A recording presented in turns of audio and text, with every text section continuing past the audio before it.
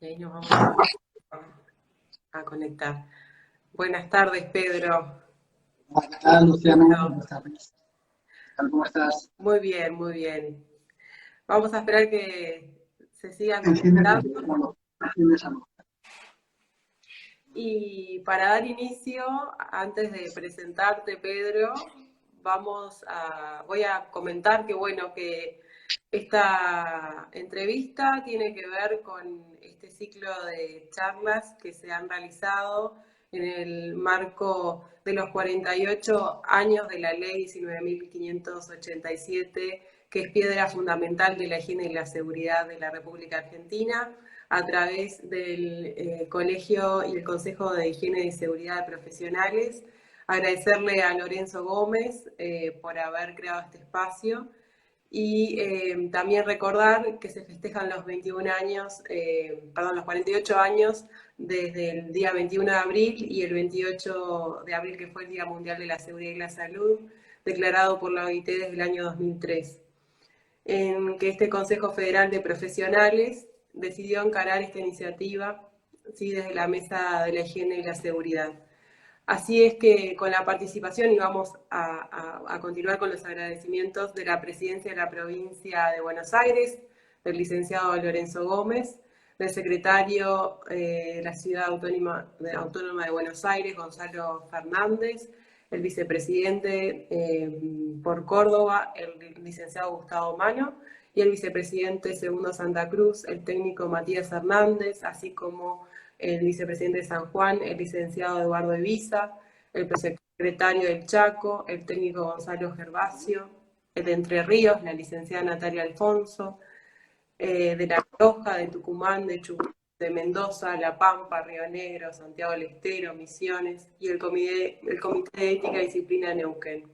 Bueno, más de 40 profesionales de todas las provincias que integramos el Consejo Federal de Especialistas de Seguridad e Higiene, así como hay que agradecer también a instituciones como la Superintendencia de Riesgos del Trabajo de la Argentina, la Sociedad Argentina de Higienistas Ocupacionales, la Fundación de Argentina de Ergonomía, la Cámara Argentina de Seguridad, IRAM, Funcional, CAMET, Ubicos, Safety Control, los gremios de la Nación, UPCN, Luz y Fuerza, SAT-SAID, FOETRA, la Fundación ORP de España, que nos está acompañando Pedro Mondelo, el Colegio Nacional de Expertos de Chile, PROICEC Panamá, la Municipalidad de Senda, gobiernos de la provincia de Buenos Aires y la Casa Rosada. Bueno, después de esta larga presentación, ahora me toca presentar a Pedro Mondelo, que tengo el honor y el gusto de saludarte desde aquí.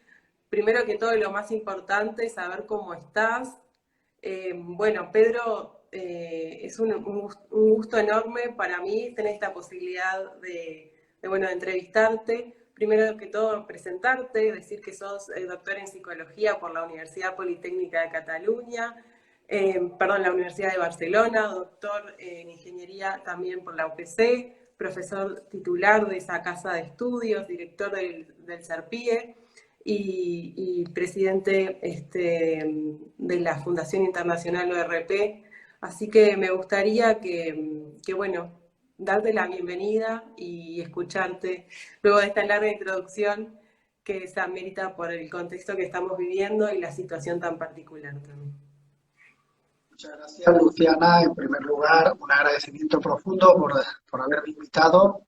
Es un placer estar ahí con vosotros y reducir la presentación a cuatro cuestiones muy significativas. La primera es que estamos pasando unos momentos difíciles en España con el problema que sabemos. Eh, la salud de la gente que está a nuestro alrededor, del CERPI, el Centro de Investigación de la universidad, de momento todo va bien, pero ya sabéis que los números son realmente duros y procurar, en la medida de lo posible, que vosotros pues seáis más preventivos que nosotros, os llega más tarde la pandemia, con lo cual tenéis mejores argumentos para defenderos de ella y aprovechar de todas las experiencias, de lo mal hecho borrarlo y lo bien hecho aprovecharlo porque es un momento muy duro para todos los países. Muchas gracias y bueno, y vamos a lo que es importante, la prevención. Sí, que esto que nos comentás es muy relevante y oportuno porque si bien tendríamos como el beneficio de tener la experiencia frente a la lamentable realidad que ustedes están transitando, sabemos bueno, dentro de los centros de trabajo esto se hace bastante complejo porque, bueno, en la instalación de la cultura preventiva, que es un paso anterior, más allá de que nadie estaba preparado para una pandemia, el rol de los profesionales de la higiene y la seguridad es crucial, pero bueno, también la preparación previa con otras situaciones. Pensando un poco también en toda la experiencia y considerando este momento actual que hace que haya nuevas modalidades de encontrarnos, como ser a través de estas conferencias, preguntarte primero que todo, sé que están llevando adelante el Congreso Internacional de la ORP. Me gustaría que nos cuentes frente a la experiencia que están teniendo con esta nueva modalidad de un congreso online, que es la primera vez que se está generando.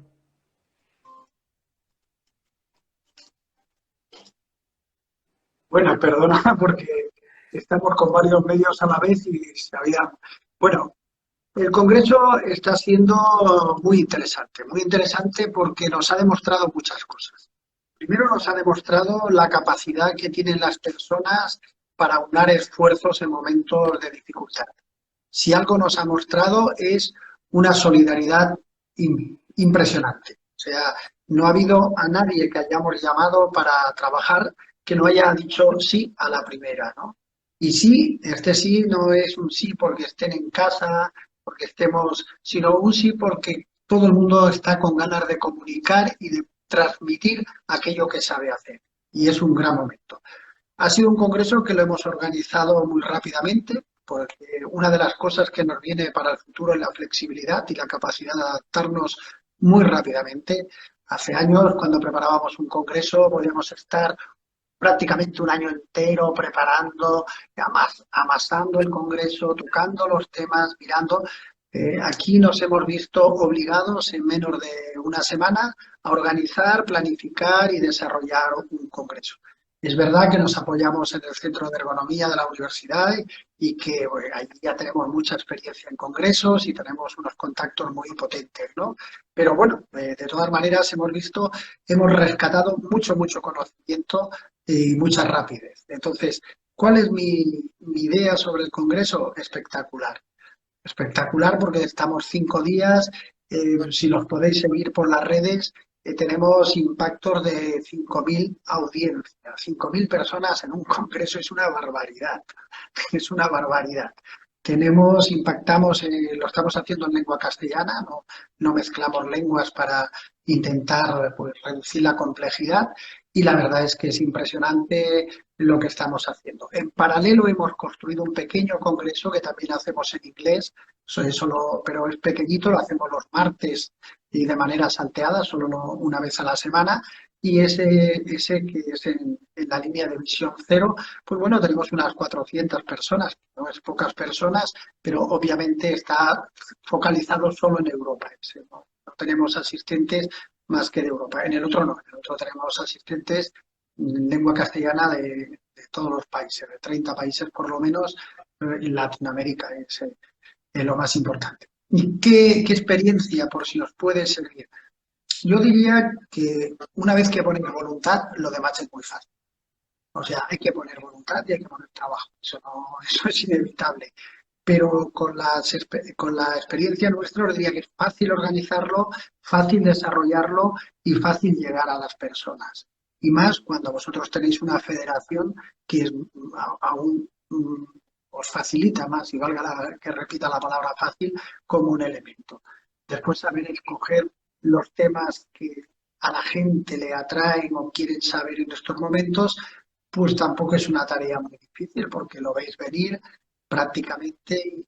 Hemos decidido tomar las disciplinas de la prevención, la ergonomía, la psicosociología, la vigilancia de la salud o medicina del trabajo, como le queráis llamar ahí, la parte de higiene, que nos parece muy importante, y bueno, psicosociología, las 5 disciplinas que manejamos en España como elementales. Y así es como hemos construido el Congreso. Ha sido muy fácil. Utilizamos Zoom, que es una herramienta, por ahí no hago publicidad de Zoom, pero hay 40 herramientas hay de Microsoft, una que sea muy cómoda y muy sencilla de utilizar.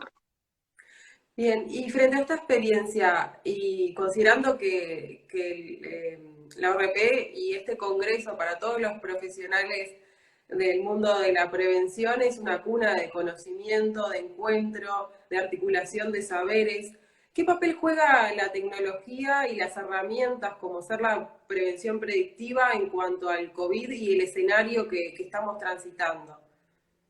Bueno, eso es muy importante, ¿no?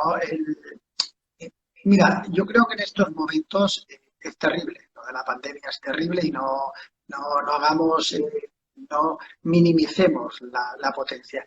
Pero nunca ha habido tantas mentes pensando, tanta inteligencia a nivel mundial pensando en un problema.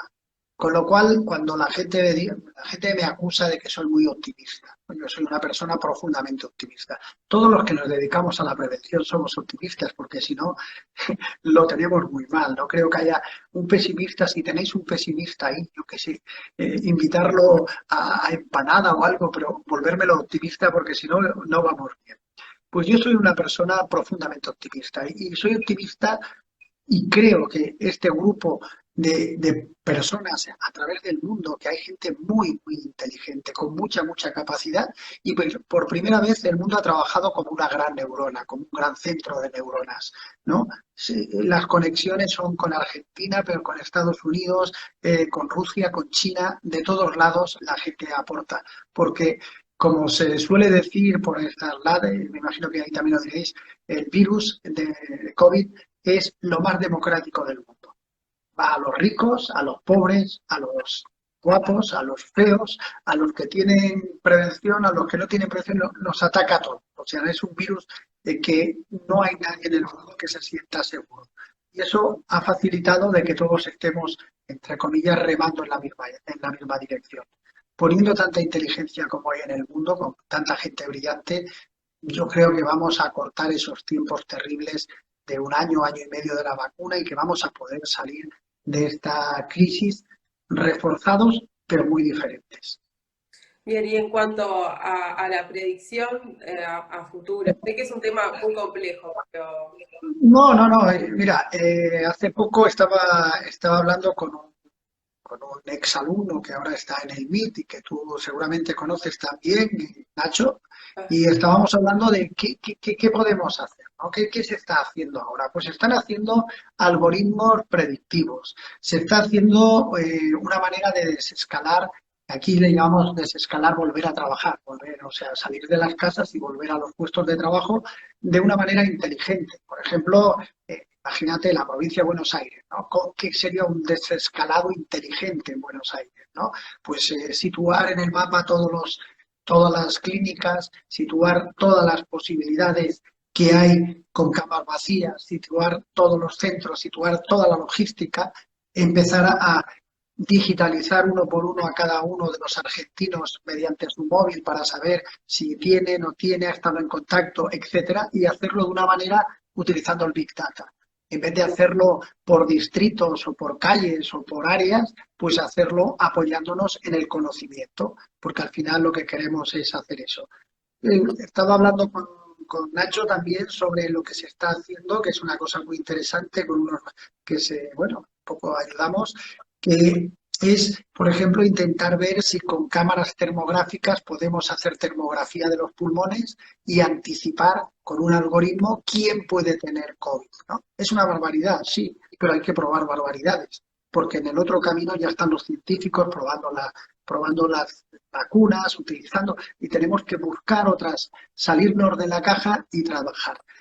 Y creo que esto, los prevencionistas, tenemos muchas ideas, ¿no? En ergonomía tenemos ideas, desde analizar el aire y ver si hay más o menos, bueno, seguramente que no están bien enfocadas. 99,99 son ideas bizarras y tal, pero hay que trabajar. O sea, el Big Data hay que utilizarlo de una manera potente porque nos da muchos datos. Hoy en día todos los argentinos tenéis un teléfono móvil por lo menos. Eso quiere decir que tenemos una herramienta que nos geolocaliza. Eso quiere decir que podemos geolocalizar a la gente que ha tenido o que tiene COVID y las relaciones con los que ha hecho, que podemos construir una matriz de interacciones, que podemos bloquear un área porque sabemos, o sea, tenemos que ir, y esto hay que hacerlo con mucha rapidez. La tecnología tenemos que aprovecharlo con muchísima rapidez. Sí, pensando mientras estabas hablando, el acceso a esta tecnología, ¿no? Porque los desarrollos y la rapidez en la implementación tiene que ser oportuna para aprovechar las experiencias, como hablábamos al principio, y evitar más muertes y evitar también el colapso de los centros de salud sanitarios. En este sentido, estas herramientas podrían ayudarnos enormemente a poder avanzar. El tema es de qué manera podemos colaborar o incorporar estas herramientas desde lo que es Argentina, Uruguay, Perú, los países de América del Sur. Yo creo que en estos momentos la tecnología afortunadamente es muy barata. La tecnología es de las cosas más baratas que tenemos y el uso masivo de datos es lo que nos puede ayudar. Porque otra cosa que nos ha enseñado el COVID, ¿no? Es que la frontera no es más que una línea, ¿no? Una línea en un papel. O sea, que tú seas uruguaya o argentina o que yo sea español, eso no entiendes, no pide el pasaporte para atacar, ¿no? Es una barbaridad que, bueno, nos ha hecho también más humildes, ¿no? Yo creo que otra cosa que nos va a enseñar dentro de estas enseñanzas que positivas, la primera, como te decía antes, ¿no? Bueno, que nos ha hecho más cooperativos y en eso es donde estás apuntando tú ahora, con mucho acierto. Y la segunda también es muy importante, que nos va a hacer muy humildes porque nos damos cuenta de todo lo que no sabemos y de lo que necesitamos a la gente que está a nuestro alrededor.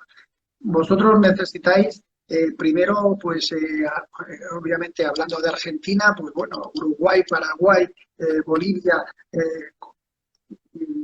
Chile, la parte de Perú, o sea, es toda una realidad, no hay, no hay nada que separe una línea de la otra y una persona que se contamine en una zona fronteriza, pues, realmente ahí está el problema. Entonces, hay que trabajar en red, hay que activar esto que habéis activado. Fíjate, antes me contaba Lorenzo, ¿no? 11 provincias, ¿no? Que sí, el otro.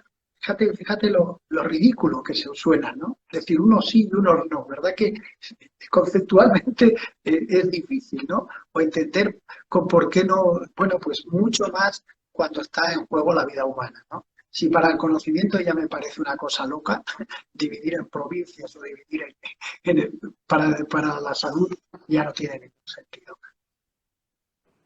Sí, es así, pero bueno, en la práctica estamos enfrentando realidades que tienen que ver con, si bien la pandemia nos ha tomado por sorpresa a todos, en las prácticas de lo que son los servicios de prevención y en el recorrido que vamos haciendo, en muchos lugares incluso el rol del profesional de la prevención, de la higiene y la seguridad, más allá de que se pueda haber fortalecido, por determinadas decisiones que se tomen a nivel organizacional o a nivel de los gobiernos, parece como que hay un doble discurso, ¿no? Pensando que si bien este riesgo es un riesgo biológico que tiene que ver con la salud pública, pero se confunde con la salud laboral.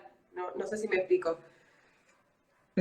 No, pero piensa que en estos momentos nunca se había hablado tanto de prevención en el mundo. O sea, los prevencionistas éramos los hermanos pobres, ¿no? Que generalmente las empresas nos miraban medio mal, porque al fin y al cabo se nos veía casi siempre, tenemos que ir a justificar que invertir en prevención y muchas veces nos inventábamos los números para de alguna manera cubrirnos, ¿no? Y que nos tuvieran en valor, ¿no?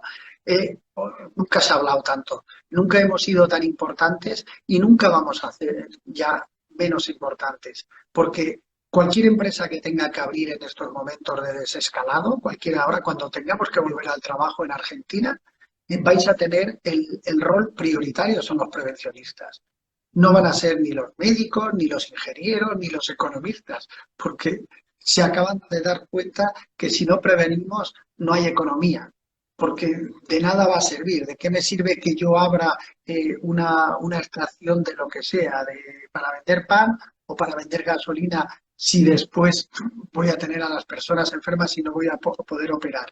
Los prevencionistas, esto nos, desgraciadamente, pero es así, nos ha situado en el punto neurálgico de la empresa, porque somos los que vamos a decir cómo hay que trabajar, cuáles son las medidas que tenemos que aplicar, dónde las tenemos que aplicar. O sea, el trabajo que se nos viene encima es terrible y las necesidades de conocimiento más y las necesidades de compartir ese conocimiento inmensas. Y creo, a mí me lo parece, que solo hay una manera de funcionar. ¿Y cuál es la manera de funcionar? Estando en red con otros países. O sea, los prevencionistas de Argentina tienen que estar en red, por lo menos con los de España, con los de Uruguay, Paraguay, con todos los que podamos utilizar una misma lengua con mucha rapidez y con mucha fluidez.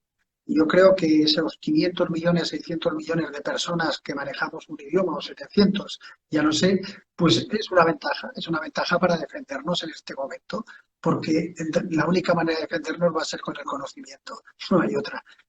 Hoy hacía en la clausura de la jornada de hoy, pero soy un poco malo, soy un poco cínico, como sabéis, y decía, bueno, que se guarden muy bien los aviones esos que compran los gobiernos. Seguro que el gobierno argentino y el uruguayo tienen unos aviones magníficos para defenderse de no saben quién de guerra, ¿verdad? Pues bueno, ya saben ustedes, ¿no? Ya se los pueden guardar. Más les valía haber montado buenos hospitales o buenos centros de investigación. Y hemos visto en Estados Unidos cómo transportan un gran barco a Nueva York con 1.000 camas que no sirven para nada, porque ese barco no tiene ningún sentido. Ese barco de guerra no tenía ningún sentido. Lo que hacía falta era tener un hospital con 1.000 camas. Y yo creo que estos cambios son cambios importantes que se nos avecinan. Va a haber un cambio en las prioridades y en este cambio de prioridades yo no sé si hemos sido afortunados o no, pero los prevencionistas vamos a ser el centro de las empresas durante varios años. Bien, y pensando también frente a esta situación en cuanto a los nuevos riesgos emergentes que mucho se ha hablado desde la ergonomía, desde la psicosociología del trabajo, eh, pensando particularmente en lo que tiene que ver con algo que estamos transitando todas las personas, sobre todo aquellas que no pueden salir de sus hogares, en cuanto al aislamiento y la soledad, por ejemplo, ¿no? Quizás son dos preguntas en una, pero me gustaría que compartamos tu visión al respecto al mundo del trabajo y cómo se configuran estas nuevas relaciones laborales, porque hasta antes del COVID pensábamos que la transformación de la tecnología, la incorporación de la inteligencia artificial, la incorporación de robots y humanoides en algunos lugares incluso, iba a generar un impacto a la salud psicosocial de las personas. Pero, ¿cómo ves esto en este sentido? Hemos hecho una jornada el otro día, como antes del Congreso, la tenéis en YouTube, es una jornada, todo lo que hacemos lo subimos en YouTube y lo tenéis y es sobre home office, ¿no? El trabajo en casa, ¿no?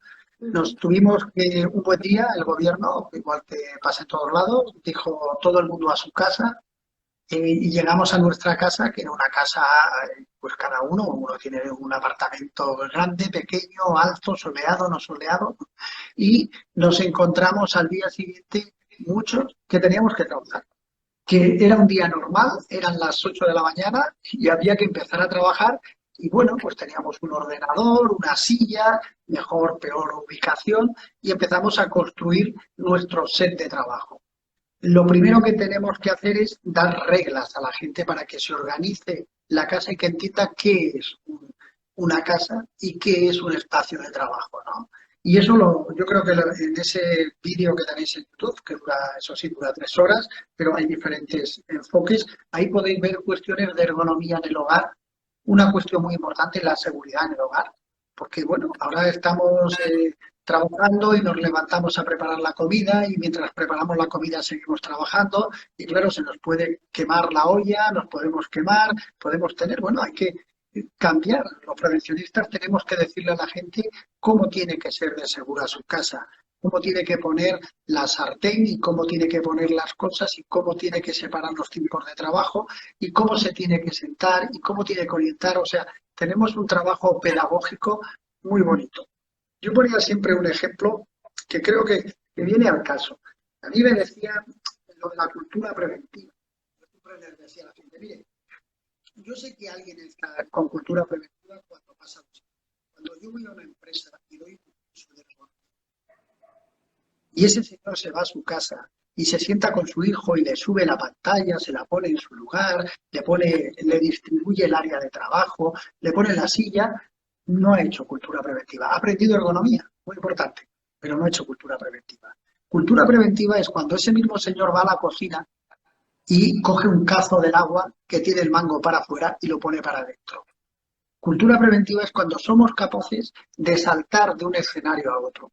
Si no, lo único que hacemos es enseñar pautas. Yo creo que en estos momentos tenemos esa doble vía. Tenemos que enseñar las pautas que sabéis los higienistas, los ergónomos, los psicosociólogos. Tenemos que dar todas esas pautas, pero envolverlas porque el hogar se nos ha convertido en nuestra zona de trabajo y si sacamos de ahí, introducimos la cultura preventiva en el hogar, piensen que en España, me imagino que en Argentina y en Uruguay será muy parecido, tenemos los mismos muertos en accidentes de trabajo que en accidentes de ocio y hogar. O sea, la gente se nos mata en casa. Lo que pasa es que cuando una señora o un señor se sube a un taburete, se cae y tiene la mala suerte de matarse en su hogar, pues no lo ponemos en el TIC, casi un accidente, ¿no? Y bueno, queda perdido en una nubulosa, pero los accidentes son más o menos el mismo número en España. No puedo decir los números de Argentina o de Uruguay porque no los conozco, pero no somos tan diferentes culturalmente para que haya sesgos diferenciales. Entonces, todas estas nuevas disciplinas, todas estas maneras de trabajar, el ergónomo, el psicosociólogo, el higienista, cualquiera, el de seguridad o de prevención, como le queráis llamar ahí, pues cualquiera de ellos tiene que empezar, tenemos que dar muchas pautas a la gente de cómo tiene que trabajar en su casa, este nuevo espacio, porque me gustaría equivocarme, pero vamos a estar mucho tiempo trabajando en casa muchos. Y no es porque, bueno, porque ahora controlaremos, habrá rebrotes a lo mejor en el invierno, a ustedes les viene el invierno ahora. Ya saben que parece ser que el COVID, una de las cosas que les sienta mal son los rayos ultravioletas y el calor, pero no el frío. Bueno, entonces vamos a tener que pensar nuevas estrategias y nuevas maneras. Y ahí, pues, de todo, ¿no? Hoy veíamos gente utilizando EPIs, equipos de protección, EPPs me parece que le llamáis ahí, equipos de protección personal o equipos de protección individual que llevamos aquí, y que los utiliza mal. Pues tendremos que darle pautas para que los pongan bien, los utilicen bien. También es un trabajo nuestro, por supuesto. O sea, nos viene una carga de trabajo inmensa a los prevencionistas. Sí, y pensando también en esto último que comentabas, en cuanto a las personas que sí tienen que salir, por ejemplo, sabemos que mucho se habla del ámbito sanitario y bueno, la incorporación y la reeducación, porque uno dice, bueno, siempre se deberían haber utilizado equipos EPIs, ¿no? Pero, ¿qué pasa también, más allá de la protección en cuanto a estos equipos, con algo que se visibiliza y era invisible hasta ahora de alguna manera y que tiene que ver con los riesgos psicosociales, ¿no? Este impacto y el rol de los profesionales en cuanto, más allá de las personas que están aisladas en sus hogares, que eso implica determinados riesgos, y en esta conferencia que podemos escuchar, como tú mencionabas, de cara al futuro también, cuáles son las intervenciones que tenemos que realizar y pensando en el gran impacto que genera la incertidumbre, el miedo, la desconfianza que se genera también por los errores en cuanto a los procedimientos o en la planificación dentro de los equipos de trabajo. Bueno, nos encontramos con un momento complejo, ¿no? Porque la gente tiene que aprender a vivir en soledad. Una de las primeras cosas, ¿no? Mucha gente le ha cogido este momento de COVID solo, en su casa, sin más personas. Otros les ha cogido, dirán todo lo contrario, con mucha gente y le hubiera gustado estar con menos gente. Pero bueno, todos vamos a tener que manejar varios escenarios. El primer escenario sobre el que deberíamos empezar a dar normas, normas no, pero sí ideas de sugerencias es en el momento en el cual estamos recluidos, ¿no? ¿Cómo nos tenemos que comportar? ¿Qué podemos hacer? Nosotros hemos estado revisando incluso información de astronautas, ¿no? ¿Qué aprenden los astronautas? ¿O qué aprenden los submarinistas que están? ¿O qué aprende la gente que está en el Mar del Norte, allí olvidado durante un mes? O sea, bueno, tienen estrategias. Hay que enseñarle a la gente cómo tener estrategias, cómo colocar una rutina de trabajo, cómo es importantísimo levantarse siempre a la misma hora, ducharse, hacer todos los, vestirse, prepararse, hacer. Bueno, y eso es complicado, ¿no? Porque en los primeros días pueden empezar con entusiasmo, pero después va decayendo, ¿no? Y entonces hay que estar reforzando esos comportamientos de policía e higiene que llamábamos antes, ¿no? De saber que estás ahí, que es un momento único y que lo tienes que aprovechar. Y eso es muy complicado. Y hay que generar, si tú me lo quieres plantear, pues un teléfono de apoyo psicológico, ¿no? Un teléfono de apoyo donde la gente cuando esté agobiada en su casa, cuando esté estresada, cuando esté, pueda llamar a alguien para compartir y que entiendan que los demás. Afortunadamente, cuestiones como estos programas informáticos que corren, no quiero repetir el nombre que utilizamos nosotros porque nos cuesta dinero y no tengo ninguna ganas de hacerle publicidad, pero cualquiera de estos es bueno, que la gente se comunique, que vea a otras personas. Bueno, si no podemos llegar al roce, por lo menos podemos comunicarnos, te puedes poner en tu casa, pues con tu amigo o tu amiga, a hacer pues la misma comida para, bueno, pues, para reírte un rato. Hay muchos trucos, pequeños trucos que debemos implementar, ¿no? Que a lo mejor los sacamos de experiencias de trabajo, pero que ahora tenemos que ser creativos y llevarlos a otros escenarios. Y eso es muy importante. Pero este es el momento de reclusión en el que estamos ahora a punto de empezar en España a salir. Pero bueno, cuando salgamos nos vamos con unas cargas emotivas importantes. ¿Qué pasará con los niños que han estado recluidos durante prácticamente mes y medio, 2 meses en su casa, ¿no? Sí, que el otro día salían algunos y ya no sabían ir en bicicleta o tenían ganas de salir corriendo a abrazarse con otros. Bueno, tenemos mucho, mucho, mucho que cambiar y mucho que aprender. Y yo creo que los psicólogos tienen ahí un trabajo importantísimo, importantísimo, pero no debe ser reactivo, tiene que ser proactivo. Luciana, tendríais que empezar ya a generar una red y estar continuamente, aunque continuamente, ¿no? Dando, no digo un teléfono de la esperanza, pero un teléfono de la relación. Porque hay gente que lo que necesita es hablar y escuchar a humanos, no a humanoides como las máquinas. Yo, humanoide para mí es cuando escucho en diferido cualquier cosa. Humano es cuando hablo, cuando tengo capacidad de interacción, ¿no? Y eso es importantísimo. Yo creo que los psicólogos en estos momentos tienen un trabajo bárbaro, bárbaro porque tienen que cuidar de la salud mental cuando están dentro y cuando salgan fuera aún va a ser peor, Sí, desgraciadamente. de hecho, la experiencia ya en el caso de Uruguay y bueno, dentro del ámbito sanitario donde uno se mueve, digamos, ya hay planes que hemos implementado que están funcionando en cuanto a la escucha activa y funcionar un poco como descarga emocional para los equipos de trabajo. La preocupación sí es a futuro, por ejemplo, en el ámbito sanitario sabemos que ya había un alto impacto en cuanto a lo que tiene que ver con el estrés o el burnout, pero cómo todo eso se va a configurar en el futuro. En esta etapa, en esta fase que estamos viviendo, podemos hacer eso que tú decías, escuchar y contener a las personas que son los que están en primera línea también y otros rubros también, otras ramas de actividad que no podemos olvidarnos de ellas. En este sentido, también preguntarte en estas nuevas conductas que vamos a tener que tener en estas fases de salida, ¿no? Porque en algún momento esto se va a terminar y vamos a tener que empezar a retomar nuestras actividades. Se habla mucho de una nueva normalidad.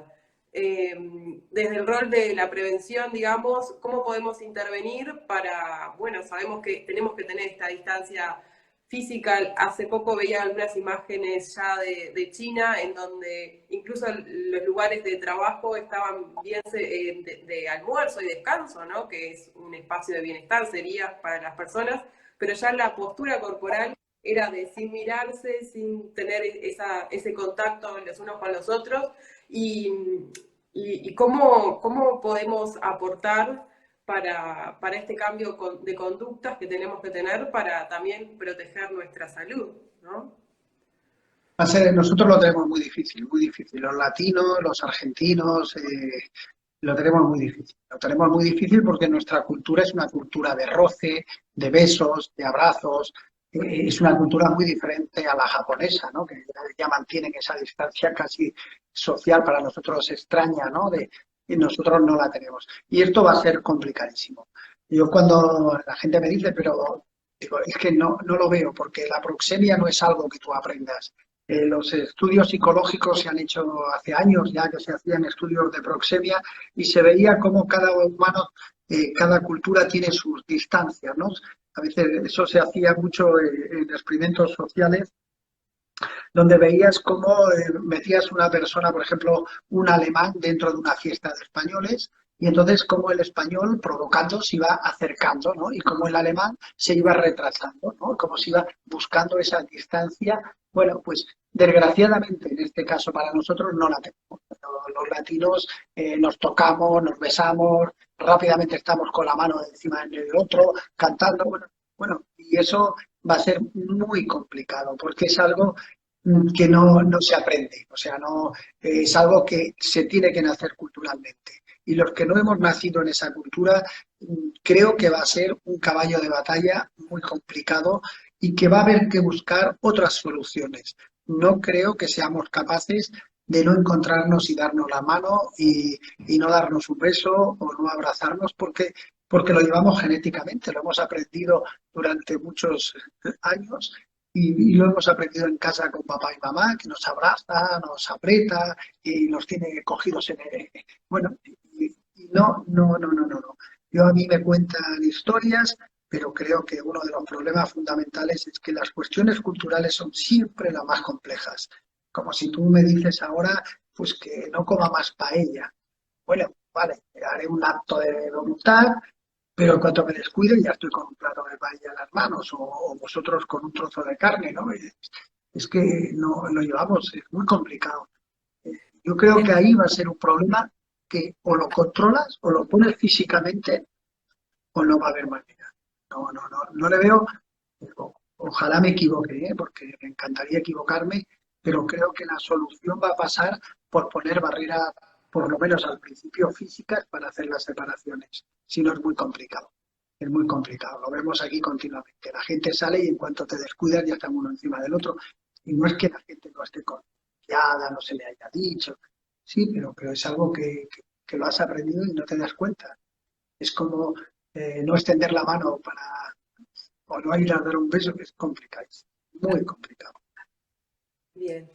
Y pensando también en este sentido, que muchas empresas, sobre todo en España, he escuchado a algunos profesionales que, bueno, se iniciarían como test masivos, pensando en algo que te voy a preguntar después, pero capaz que nos adelantamos, en cuanto a lo que tiene que ver con el cero desconocimiento, pero también la cero, digamos, en esta cultura de las 5 Zetas, que te voy a preguntar también, que me gustaría que nos comentes en cuanto a la discriminación, cómo esto de hacer test masivos dentro de las organizaciones, en cuanto al manejo de datos, de la información, porque sabemos bueno, que si bien todo el mundo quiere saber cómo está su estado de salud frente al COVID, pero también si esto puede jugar un poco en contra de la dignidad en cuanto a las personas en el trabajo también, ¿no?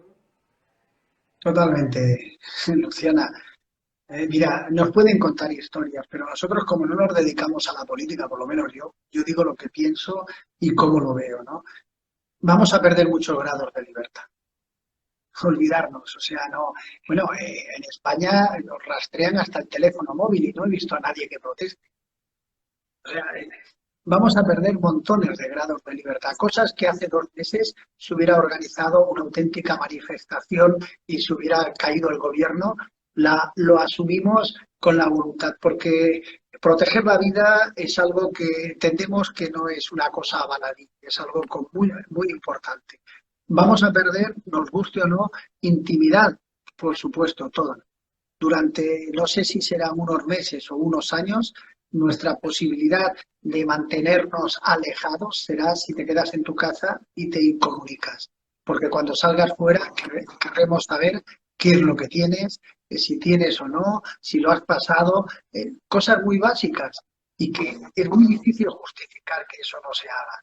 Entonces, una de las primeras cosas es la pérdida de libertad o de intimidad, ¿no? Si ya hace tiempo pues se discutían los servicios de vigilancia a la salud, los médicos, ¿no? Si, bueno, si yo lleva a mi hijo conductor de autobús por una carretera peligrosa, tengo derecho a saber si esta persona podría tener un ataque epiléptico o no. Ya eso era una auténtica discusión. Bueno, oiga, mi hijo va por una carretera peligrosa, yo quiero saber, ¿verdad? Pues imagínate ahora que estamos jugándonos la vida, donde si el señor X o la señora Y, pues nos vamos a perder muchos grados de libertad y eso lo tenemos que asumir, lo tenemos que asumir.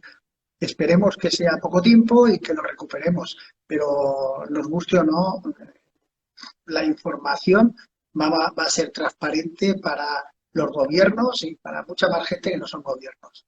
No le veo otra solución. Bien, Pedro. Y háblanos, por favor, de la Fundación Internacional ORP y las acciones y la tarea que está llevando a cabo en cuanto a la generación de la cultura preventiva con esta visión holística que tiene que ver con el modelo de empresas saludables. Eso era una iniciativa de la fundación que teníamos en el origen ya. O sea, nosotros nunca lo teníamos muy claro hasta hace unos años. Sabíamos que la empresa era un todo. O sea, siempre hemos visto la empresa como un organismo vivo, ¿no? No veíamos la empresa como departamentos, ¿no? Como una pintura de Excel, no. Era algo integral, ¿no? Nosotros siempre nos ha gustado pensar en la empresa como si fuera un ente vivo con determinadas funciones, que los ojos, el corazón, los pulmones, ¿no? Pero que todo funciona y que todo tenía que funcionar de una manera armónica. Cuando nos aproximamos, pues nos encontrábamos que la empresa saludable, ya estamos hablando de 1990, pues ya sí, ya se hablaba de empresa saludable, pero se pensaba mucho en seguridad y salud, ¿no? Y ahí se quedaban todos los discursos prácticamente, ¿no? Los discursos se quedaban en no tener accidentes, cero accidentes, y el discurso se quedaba en cero enfermedades. Cuando aproximamos, digamos, la lupa o la lente, empezamos a ver que, bueno, que las empresas son otra cosa. Evidentemente, la seguridad y la salud son dos parámetros importantes, pero, bueno, una empresa que contamina, aunque dentro de las paredes sea muy, muy sana, si contamino fuera, mis trabajadores viven fuera. Con lo cual entendimos que los residuos, la gestión energética, también era un parámetro que está en todas las empresas o tenía que estar en todas las empresas y más en un mundo que cada vez va a ser más verde. Y incorporamos eso cero. Pero después aún nos quedaban dos parámetros que veíamos que podían dar cobijo a muchas cosas, ¿no? Uno era el desconocimiento, la transparencia, si lo queréis llamar así, ¿no? Las empresas tienen que ser transparentes. Un trabajador no puede ir a trabajar a una empresa y no saber si el mes que viene cobrará o no cobrará la nómina, porque eso puede influir en su estado anímico y puede acabar accidentándose. Y cuando hacíamos análisis de accidentes, nos quedábamos siempre, llevaba el casco, no llevaba el casco, llevaba las botas, no llevaba las botas, nos quedábamos en una parte muy formal. Y a lo mejor su problema era porque estaba preocupado de si tendría trabajo al final de mes o no, porque no acababa de, los rumores que le llegaban de la empresa no eran buenos. Y por eso incrementamos ese cero desconocimiento, ¿no? Y uno de los problemas que aparecían siempre, pues era el techo de cristal de las mujeres, bueno, un problema que nos parecía sencillo, ¿no? Y que no sé por qué, no sé, se contemplaba como una cosa ajena.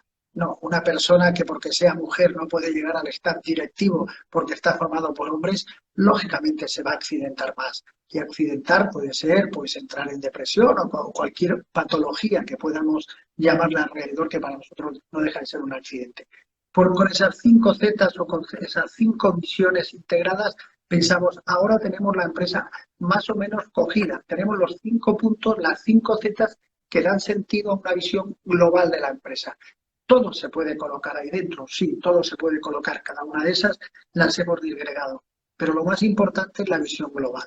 Lo más importante es pensar que es un ser vivo, una empresa no deja de ser un ser vivo, que necesita alimentarse, que necesita producir, que necesita respirar, que necesita cuidar de la energía, que necesita absolutamente todo. Y así, con esa visión global, es con la que nos fuimos aproximando y montamos esa empresa saludable. Bueno, nos ha sorprendido en este momento crítico, pero nos ha sorprendido, digamos, positivamente, porque ya teníamos comprobado que eso también podía pasar, no lo de la pandemia, sino que el riesgo biológico. Habíamos trabajado mucho todo lo que eran los nanomateriales y con las nanopartículas, y ya sabíamos que había unos riesgos, no unos virus, pero sí unos riesgos de carbono que eran muy importantes y que también teníamos que controlar porque acabarían generando patologías como el amianto o otras cuestiones que ya conocemos desde hace 5.000 años que funcionan. Entonces, esa visión es la que nos ha llevado a generar una empresa saludable. Y hoy en día, con la que nos está cayendo, que decimos aquí en España, mayor motivo, ¿no? Con la que está cayendo el que no piense en una empresa saludable, es que no tiene sentido ninguno, porque es que ya no es viable, no es viable. Hay que analizarla por todos los parámetros y hay que darle soluciones y hay que darle soluciones globales. Bien, sí, y en esto que comentabas inicialmente, donde para la prevención como ciencia y profesión no hay fronteras, ¿no? Este modelo nos puede aportar y brindar luz a la hora de que las organizaciones comiencen como a reactivar sus actividades también y aportar positivamente al daño que ya está produciéndose por el COVID, pero también en poder mejorar todos estos aspectos que nos brinda la posibilidad a través de esta visión, que lo que pretende nada más y nada menos es poder aportar a la salud y también a proteger la vida de las personas como centro fundamental de las organizaciones. Pedro, Además, hemos aprendido una cosa muy importante. Bueno, por lo menos yo aprendí el otro día una cosa muy importante en las reuniones estas. La experiencia, fíjate, una cosa que ahora se cuestiona mucho, ahora se va a cuestionar muchas cosas, se va a cuestionar la globalidad, ¿no? En España nos hemos encontrado que para hacer unas mascarillas no tenemos empresas, porque lo tenemos todo, lo importamos todo de países como China, como Filipinas, lugares donde la mano de obra era muy barata y no nos hacía falta producir aquí. Bueno, hemos aprendido a pensar en una reindustrialización de pequeña tecnología, porque nos va a hacer falta, porque no sabemos, ya es un parámetro. Y lo que he aprendido es que una de las empresas que está en la fundación, que es Suez, que es una empresa, una multinacional francesa, nos comentaba, yo le decía, hombre, ¿no habéis reaccionado muy rápido? Y dice, sí, hemos reaccionado muy rápido porque tenemos empresa en China. Y cuando allí pasaba eso, nosotros nos lo creíamos, con los demás no.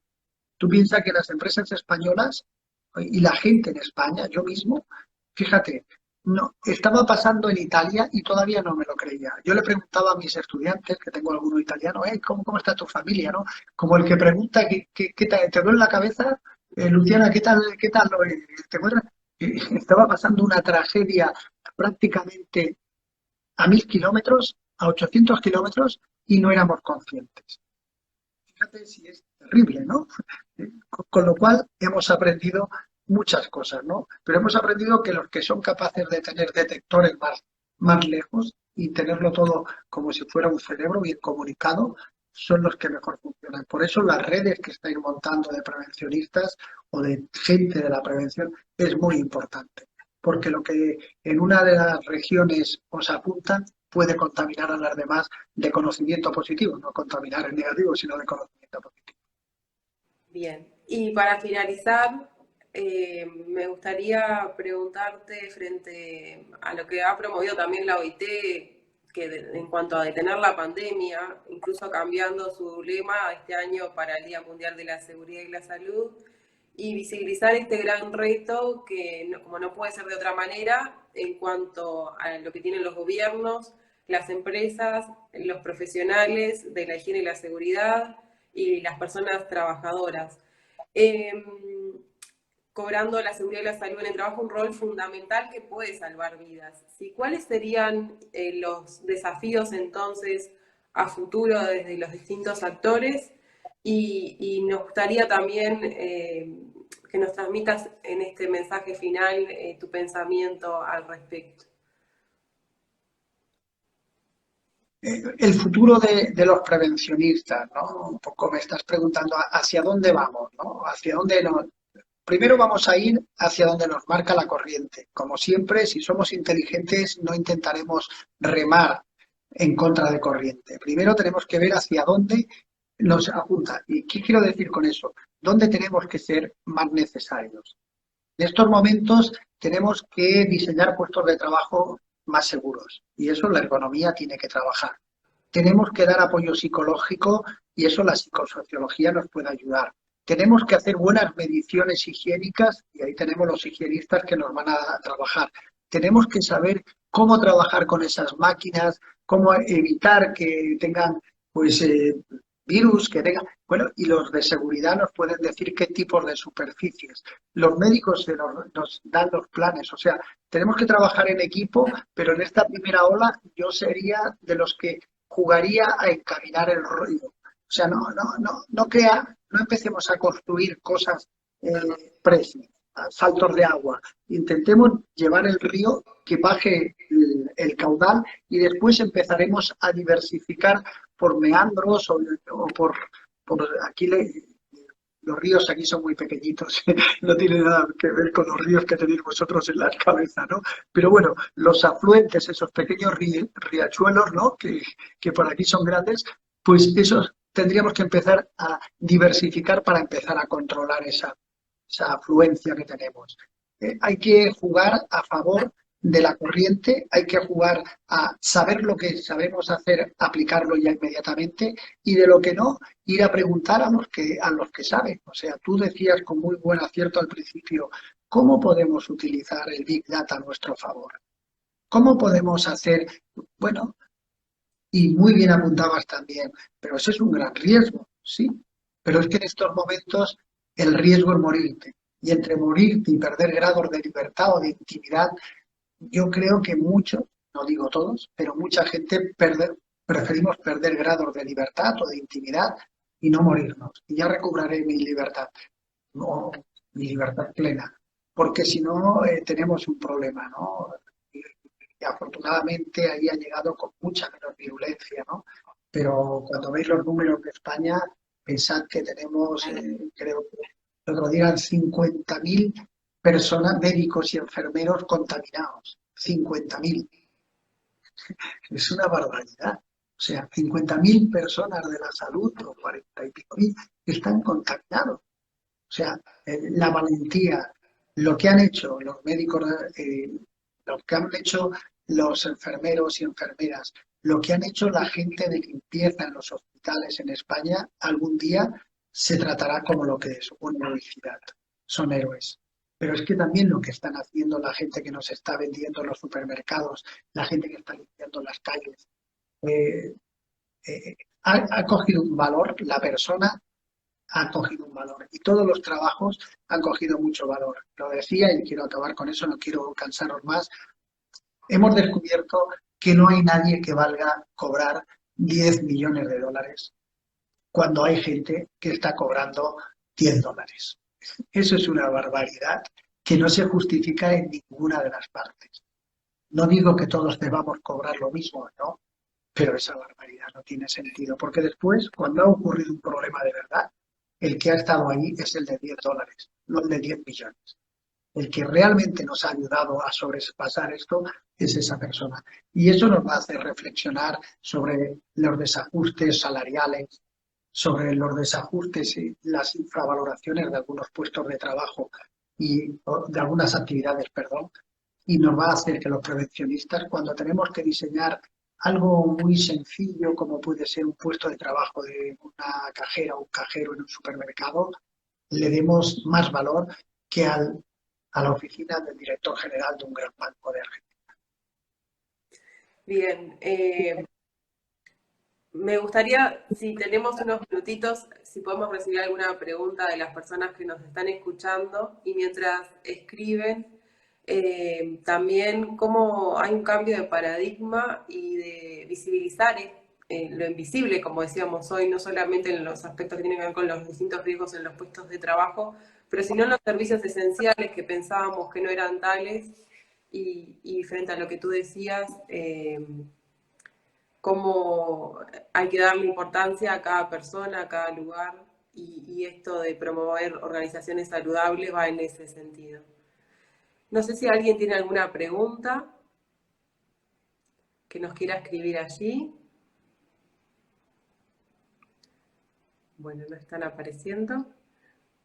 Pedro, por un tema de salud tuya, de tu cuidado de tu salud, me imagino que tendrás, esto de las tecnologías hace que uno también tenga que cuidarse un poquito más y tener más tiempos de desconexión. Agradecerle a todas las personas que nos están escuchando, a ti, por supuesto, por ser tan amable y solidario en este momento, de compartir con nosotros tus conocimientos y tu experiencia.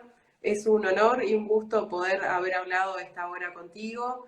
También en esto de unir puentes y borrar fronteras, estar conectados entre todos para poder generar conocimiento y sobre todo aprender de sus experiencias.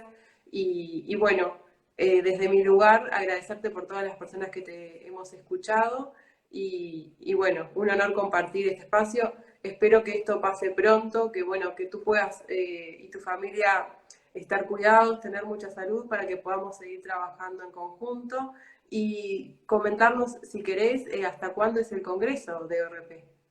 Sí, este congreso acaba mañana, pero la ventaja es que lo tenéis enlatado en la red, con lo cual lo podéis visualizar con una gran ventaja, que podéis ir eligiendo las conferencias que más os puedan atraer, desde el campo psicosocial al campo de higiene. Mañana vamos a tener las de higiene también como segundo bloque. Bueno, hoy hemos tenido vigilancia de la salud, el primer día tuvimos ergonomía, el segundo tuvimos seguridad, o sea, tenemos conferencias muy transversales, muy planas, para que tuviéramos el trabajo, y por encima la capa que pusimos fueron los 5 ceros, también trabajándolo de esta manera. Entonces, todas las conferencias están ahí, las conferencias obviamente están a vuestro alcance, mirarlas, criticarlas, tenéis ahí los emails de los conferenciantes para poder actuar con ellos y interactuar. Y la verdad es que creo que, bueno, en lo que se puede ayudar es en dar esas pautas, ¿no?, de comportamiento. Y una ventaja que tenéis muy importante con respecto a nosotros es que vais más tarde, con lo cual podéis aprender de nuestros errores, no cometerlos, y podéis aprender de las ventajas de las cosas que se han hecho bien, que también se han hecho muchas cosas bien. No cabe duda de que se han hecho cosas bien. Lo que pasa es que ante una tragedia de tal magnitud parece que siempre se resalta lo más importante. ¿Hola? Pero se nos había terminado el tiempo. Perdón, ahora tenemos una hora más para hablar. Me estabas diciendo de esta pregunta que te había hecho, que bueno, como que te habías quedado un poco descolocado. Sí, porque tú habías preguntado, bueno, ¿qué vamos a hacer, ¿no? ¿Cómo nos vamos a comportar, ¿no? Y hace tiempo que estoy reflexionando porque no, aprender una cosa, muchas veces cuando hablamos en conferencias, utilizamos el lenguaje casi poéticamente, ¿no? Hay que aprender a desaprender, no, a desaprender no se aprende. Desaprender es muy complejo, se olvida, pero no se desaprende. Intente usted desaprender una actividad que haya hecho, hacer una tortilla de patatas o hacer un asado. Verá lo difícil que es desaprender a hacer un asado. Es imposible desaprender. Podemos olvidar, pero no desaprender. Entonces, ¿cómo vamos a desaprender cosas que hemos aprendido? Hemos aprendido a saludar, a comportarnos socialmente, y ahora nos piden que no. que hagamos otro aprendizaje diferencial, pero para hacer ese aprendizaje diferencial necesito, obviamente, desaprender, porque no puedo marcar dos veces encima. Y eso es una cuestión que estoy dándole muchas vueltas estos días, porque claro, queremos que nos comportemos de una manera diferencial y que aprendamos nuevos hábitos ante un problema que tenemos ahí. Ujú. Y creo que es una reflexión compleja desaprender. No creo que nadie pueda desaprender. Podemos olvidar, eso sí, pero desaprender, no le he encontrado la solución a desaprender. Algo que decimos siempre en las conferencias, yo el primero, ¿eh? Hay que aprender a desaprender para ser más creativos. Sí, sí, pero cuando lo bajas al terreno de, bueno, ¿y cómo se desaprende? Uf, Es un gran desafío, entonces. En realidad también el tema de los cambios conductuales que llevan un proceso a nivel psíquico y emocional también, porque tenemos que hacer un duelo para lo que no estábamos preparados y cómo esto va a funcionar y va a cambiar nuestras vidas de aquí en adelante y bueno, va a ser un nuevo aprendizaje para cada uno de nosotros desde el lugar que nos toque estar, porque tampoco podemos olvidar que estamos inmersos en esta situación y que somos seres humanos y que tenemos también miedo, que tenemos incertidumbre, pero desde el rol profesional tenemos que mantener esa distancia óptima que llamamos en psicología para poder aportar a los equipos y cuando no podemos hacer algo también saber decir que no, ¿no? Y en esto de desaprender, bueno, ¿cuál va a ser nuestro nuevo aprendizaje quizás frente a la pandemia con estos desafíos que tenemos por delante? Una última pregunta que habían llegado antes de que se terminara el tiempo anterior. Nos preguntaban cuál fue la primera empresa que se unió a las 5 Zetas, al modelo de empresa saludable. la primera, pues la primera, estoy haciendo un momento de esto, pero yo diría, hubo dos que se unieron muy rápidamente. Una fue Acciona y Ujú. otra fue Suez, que era Aguas de Barcelona, Suez. Estas fueron las dos primeras empresas que tomaron la decisión de empezar a trabajar. Pero la que primera que se unió, la primera de todas fue, que yo recuerde, fue Aguas Andinas, que es Suez, el grupo Suez. Y en Argentina tenemos alguna empresa también, ¿verdad? Sí, también.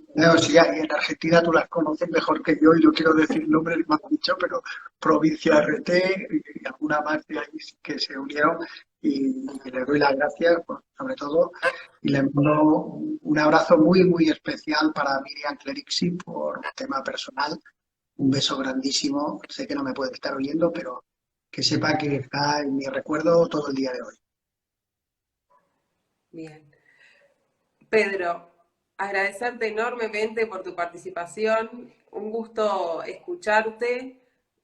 Todos hemos sacado apuntes de lo que has dicho porque tenemos mucho camino por recorrer.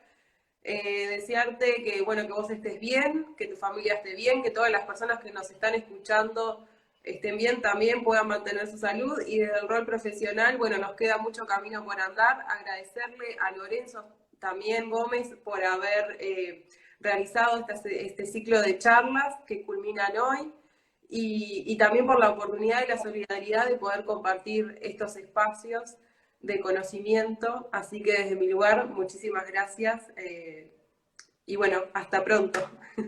Bueno, pues un abrazo fraternal, virtual, para que no tengamos problemas, pero un gran abrazo. Os quiero mucho. Seguro que vamos a salir de esta y vamos a salir reforzados y vamos a tener una sociedad mucho más justa y unos puestos de trabajo mucho más saludables. Besos, abrazos y cuidaros muchísimo. Hasta luego.